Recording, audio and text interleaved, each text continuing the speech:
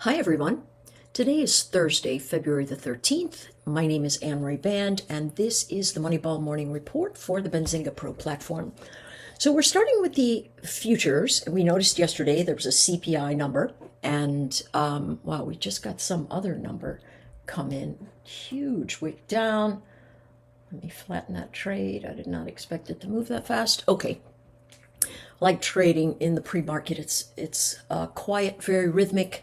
And if you just follow general support and resistance levels, you get some really nice trades. Anyway, that being said, let's look ahead. Yesterday we had a CPI number that came in. Ooh, wait a second, did that?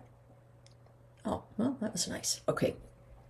We had a CPI number that really shook the market, but only down into support. And so, again, folks, they're still buying it up. What we will note is because exit liquidity is a real thing and volume is sort of dried up in this space, if we do have a PPI number that shocks us to the north, exit liquidity is going to run into those zones. And so I suspect we don't stay above there. I think we see wicks just like this if the number comes in. And if it dips down, they'll buy it into the range. So what are we looking at? It's still by the dip. PPI Ahead, that's the producer price index. John Deere reported this morning and said they show a slump in new tractor equipment, new farm equipment. That obviously makes sense. It's amazingly expensive to buy new tractor equipment. And we're going to see a lot of things change in that space. So Deere, Caterpillar, all of those guys, I think they have trouble. All right. So we see what the go, no-go line is today. That is 60.27, 60.20. That's my thought. Pullbacks into that area. We should see buyers come in. There is a gamma line right around that number. We need to pay attention to it. On the upside, we've got 61.11, but 6100 is a pretty interesting spot, but we can see liquidity all the way up here into 6113. I expect that if this is bullish, because it feels like people are positioned bearish today, if somehow the balance gets tipped, we easily could run 50 points to the north before we collapse. So that's super important. On the hourly chart, we can see it relatively sideways, moving averages sideways, momentum in the middle of the range. That's telling us that dips are going to find reflexive buyers and spikes are going to find reflective sellers. That's what's going to have reflexive sellers. That's what's going to happen there. Let's go to the NQ. Let's take a look at the daily. We're still caught in this massive box, getting close to the top of it, right?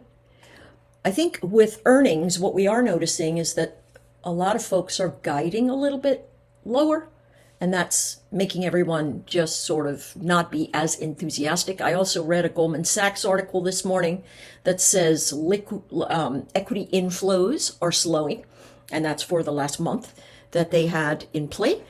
And so that is what we are seeing. What is the go, no-go line here in the NQ?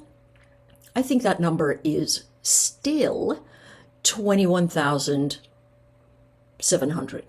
There is a gamma line right there. If it loses it, get out of the way, because we could run all the way down to 21,463 before we have ourselves a bounce.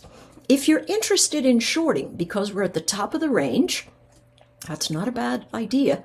Wait for a big spike. And if you watch volume profile, you're going to see the orders get very thin up there, and then they rotate downward. Remember, when we get to the top and we start seeing structure, what it's going to look like is I fail to test higher or hold higher.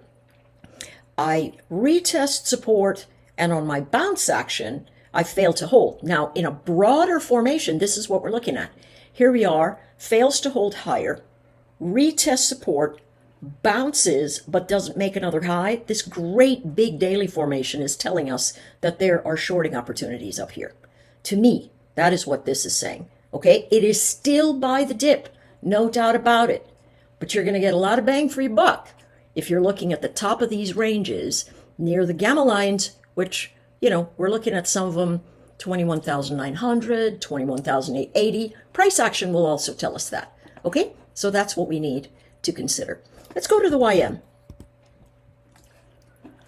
All right, on the daily chart, the YM, as I mentioned a couple of days past, this is a topping formation, right?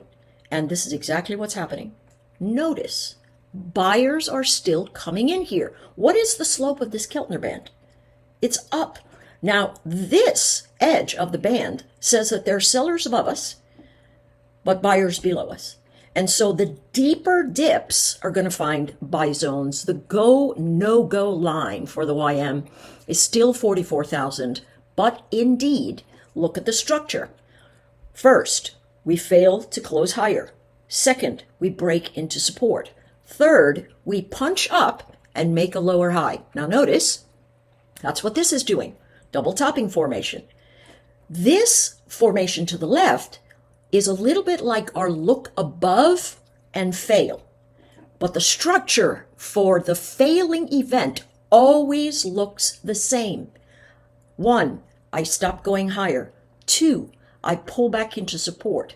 3, I bounce into a lower high. And then as soon as I lose support, I'm off to the races. Okay? Same sort of thing here. I think bounces are sell zones. Where is the ideal sell event? If we can get up into 44,700 and fade, that's going to be a nice area. Notice how compacted this is. It may be that what we do is really move tightly up into this area and then move down, because this is a look below and fail. Now, this pattern could easily collapse, right? Look belows and fails easily could turn up. So the lines in the sand are as follows. Can we get to the top of the range so the juice is worth the squeeze, taking the short, or do we watch the breakdown, watch the bounce, and then 44,400 becomes the line in the sand that we can take the short from? All right? That's what I'm looking at for intraday. I know I'm using a daily chart, but these patterns are very reliable at this juncture. And so it's really good to look at the daily chart to understand what's going on before we get ourselves in any kind of tizzy picking the wrong way around. All right, here's Bitcoin, the micro Bitcoin chart, topping formation. Notice we have high, lower high, lower high, low, lower low, lower low. Here's the range, sideways range. What was my thought? As I mentioned, listen, this is the box we're in. So the dips into 94,000 easily could give you the buy. Now notice what's going on here. See how sideways this is? They're waiting for something. Now you can trade this range, but there's something going on here. And so if I take a look at trend and momentum, it tells me that any bounces into 100,000, I'm going to have liquidity exit. They're going to take all that flow of getting out into the market for people buying it. They're going to sell right into it. They being bigger hands in the short term for the folks that trade these instruments. So up near 100,000 sell zone, down near 91,000 buy zone. And yes, you could try along at that 94,500, but this looks awfully bearish to me right now. And so we could have ourselves a big swish to the downside. Otherwise, I'm waiting for a nice solid bounce that gets under 100,000, and then I will short it again. Oil. As I mentioned, I believe that every solid bounce into resistance is going to be a sell zone for oil. Now, I also believe that traders are trying to build structure around $70. Here's the thing. We want oil to go lower. Yes, we do. Makes fuel much cheaper, makes a lot of things cheaper. The problem is, the cheaper oil gets, the less incentive oil companies have to produce. And so it's sort of this string that we move against And I think it's why we're locked into these price action events. Here's the storyboard. 7-day 50 is a clear support zone. We can see it all the way over here. It's the point of control. And this morning, you can see buyers lifting up off of that edge. So we expect them to try to buy this. Where would they go?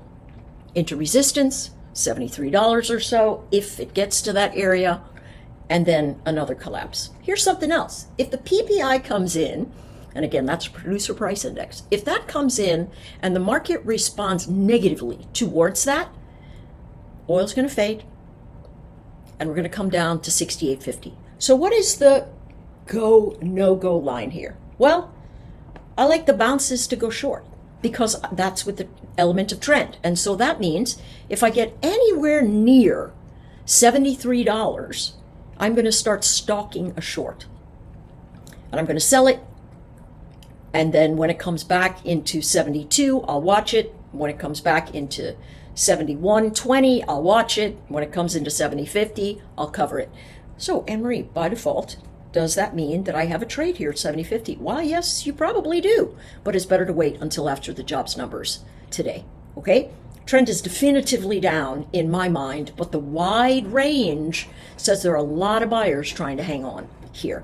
And Trump and Modi, the Indian administration and the U.S. administration are having chats. I don't know what they're going to talk about, but energy is going to be something very big on both of their minds, in my mind. All right.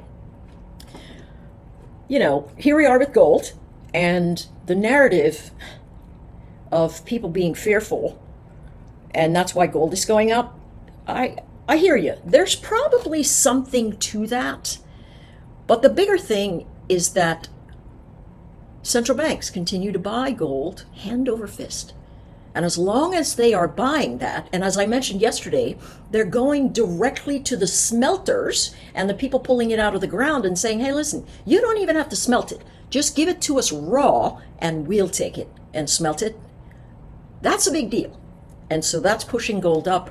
Where are we? You know, John Hoagland said 3,000. I think that's, we're almost there. I would not be surprised to see this thing move dramatically. What's the storyboard, however? Do you see what happened yesterday?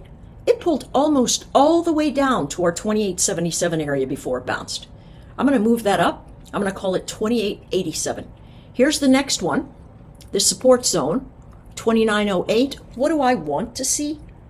I want to see a savage dip where I can buy. Now, it could be 28.85. I'm looking for 28.46. I'd like to see a pure rotation, short hands get what they want, long hands get shaken out, and then Bob's your uncle. We're off to the races. Okay? So that's what we're staring down today. Intraday motion in gold gives us, by the dip formations, clearly, but the volume point of control, the VWAP, is 29.09. That's probably a really good area to look for price action to recover, not come into, or you're going to get blown out of your trade. Let it recover that zone, and then you've got a good buy. If you want to short it, look, this is a topping tail, technical divergence, but trend is up. So guess what? First pass down, they're going to run into buyers near 29.30. It's if they bounce and they cannot get up over 29.50 that you say to yourself, okay, I'll try this short, but right now, all the pullbacks creating bounces, and the pullbacks are into our moving averages. Let's take a look at SPY.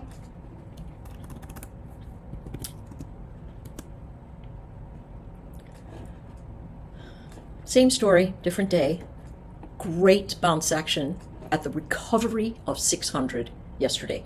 Notice, it went all the way into 598, right? That's 200 ticks away. Kind of a big deal. What are we doing? Still making lower highs. What are we doing? Still making higher lows.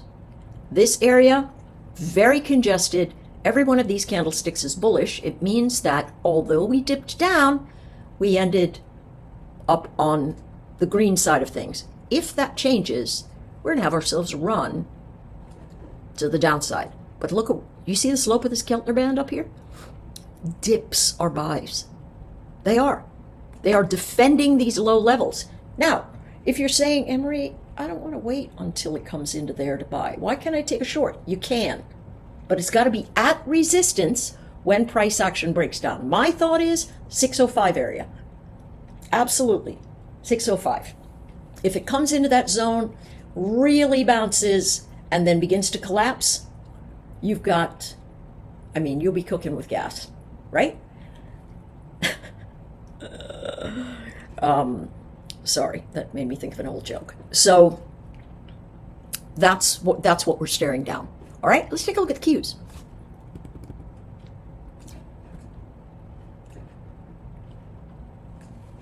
Qs holding steady, clearly dip buying, higher lows, Keltner band pointing out, flat Keltner band above, sideways, sideways, sideways. What are we looking for? Dips or buys, right? Dips or buys. They're recovering. So what's our go, no-go line here? 521 to 525. I think we get another wicky day. It's either a wick up where we can sell at around 530, 536, maybe 535, something like that. Wait for the blow off top and the wick to come in, and then you can take the trade down.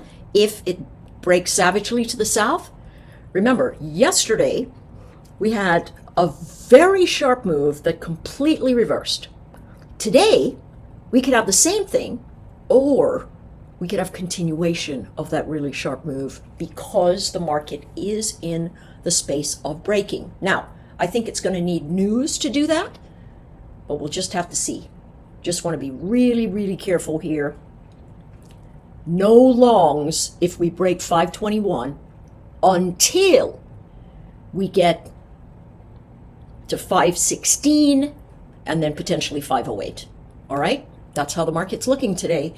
Be careful and be selective. Don't just jump in a trade. Be selective. Make sure it fits your plan and strategy. And then we can move forward. All right? Take care, everyone. I'll see you on the streams. I am live today on Top Step TV. And of course, I'm on Sirius Business Radio from the School of Business, Wharton School of Business with Janet Alvarez this morning. All right? Take care. Bye-bye.